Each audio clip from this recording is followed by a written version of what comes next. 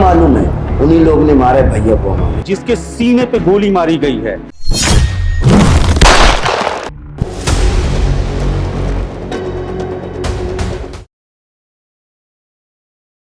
14 फरवरी Valentine day के दिन आजमगढ़ के सिधरी थाना में सरकारी अस्पताल से पुलिस के पास एक फोन आता है। पुलिस को यह पता चलता है कि अस्पताल में एक बॉडी आई है जिसके सीने पे गोली मारी गई है। ये सुनकर पुलिस मौके पर पहुंचती है और अपनी जांच पड़ताल शुरू करती है। आइए चलते हैं और देखते हैं क्या था पूरा मामला।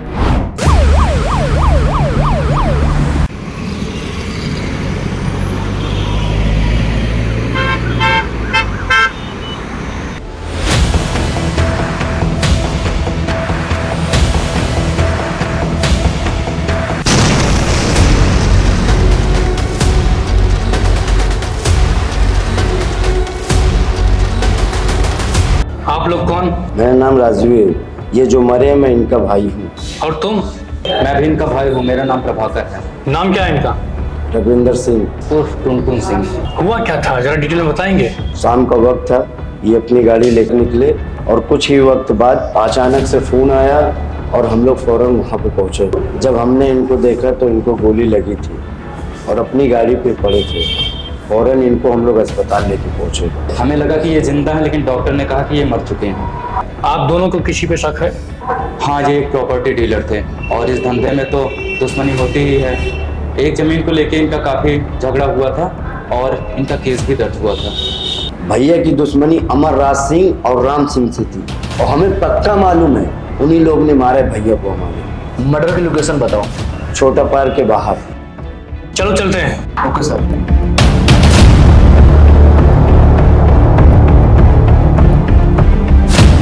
पुलिस टीम घटना स्थल पर पहुंचती है और पड़ोसियों से पूछताछ शुरू करती है। पूछताछ में ये पता चलता है कि उनके भाइयों ने जो बयान दिया था वो बिल्कुल सही है, लेकिन गोली चलने की आवाज किसी ने नहीं सुनी है।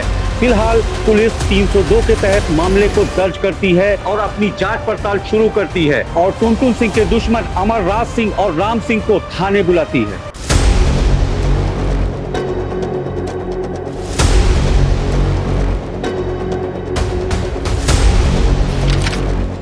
तुम्हें पता है टुनटुन सिंह कौन है?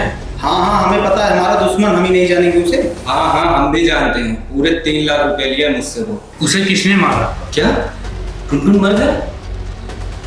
हाँ, हमें शक है कि तुम दोनों ने ही उसे मारा। क्या बात कर रहे हैं सर, हम मानते हैं कि टुनटुन सिंह हमारा दुश्मन है, लेकिन जान से मारने वाली बात एक गलत है। तुम दोनों को क्या लगता है उसे किसने मारा? अरे हमें क्या पता, ऊपर से 3 लाख रुपए भी मेरे चले गए। उसके 2 भाई बेरोजगार, मेरे पैसे भी नहीं चुका पाएंगे। मगर साहब वो मरा कैसे? वो सब तुम मत जानो, और हाँ, बिना मेरे परमिशन के तुम दोनों शहर से बाहर मत जाना। जी सर। संजय, तुम दोनों भाई को अंदर भेजो। जी सर।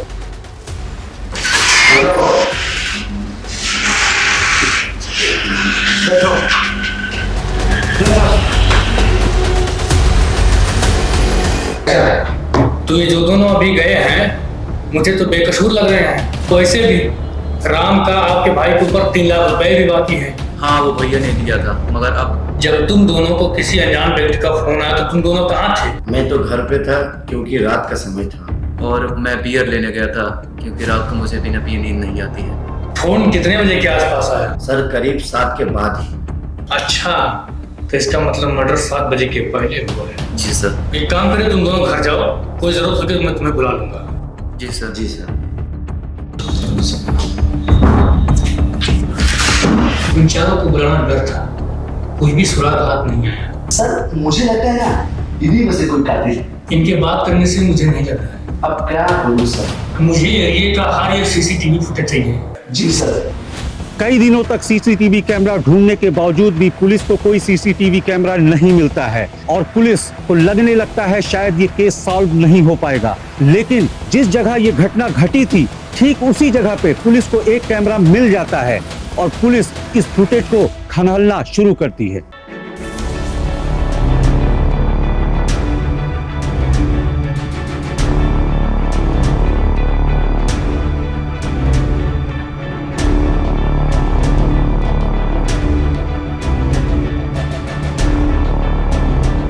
हाँ थोड़ा पास करके जूम करो।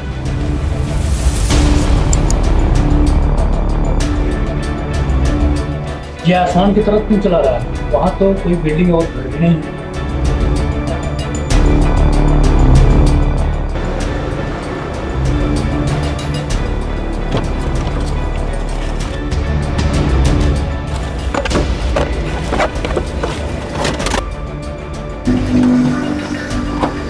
जरा जरा पैक करके जूम करो।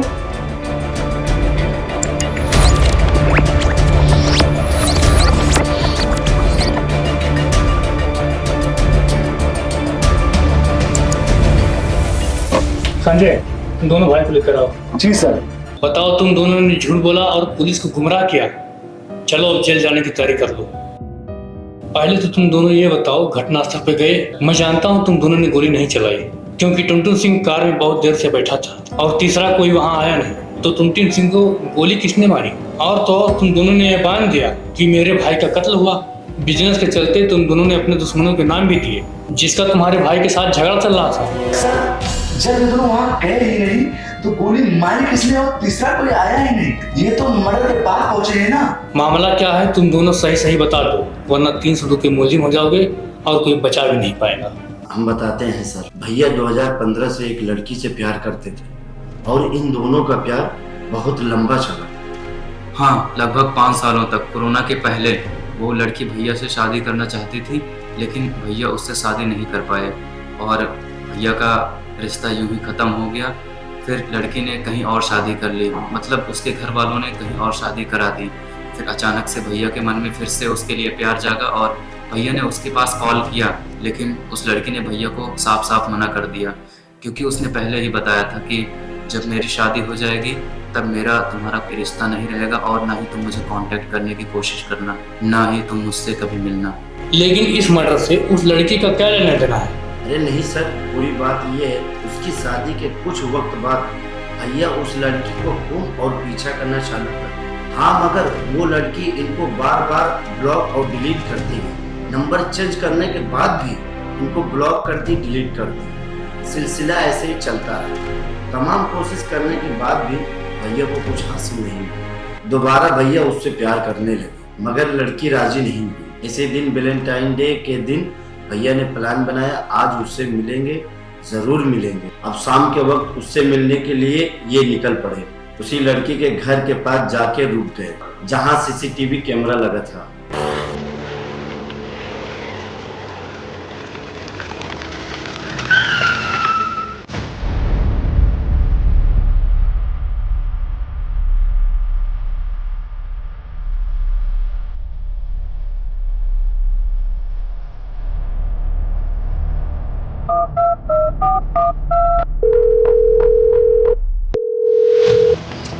साक्षी, मुझसे मिल लो, वरना मैं सबसे बता दूंगा हमारा तुम्हारा क्या रिश्ता है।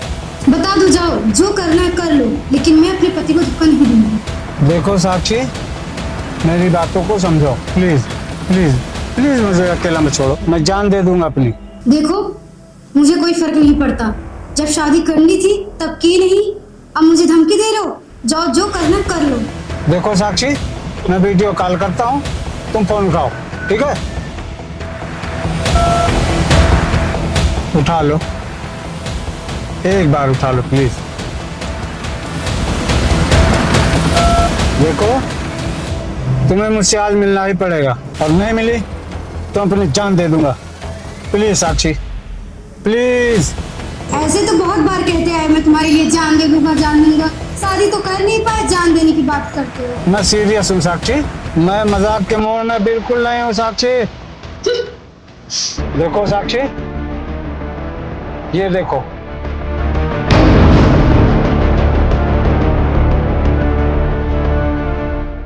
देखो,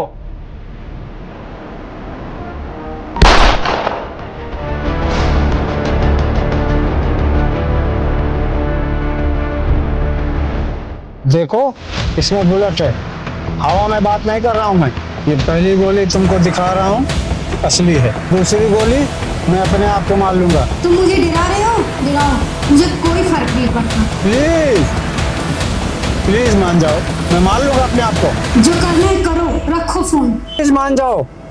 वरना मैं अपने आप को मार लूंगा। लो फिर देखो। हेलो, रुको मैं तुम्हारे भाइयों को फोन करती हूँ।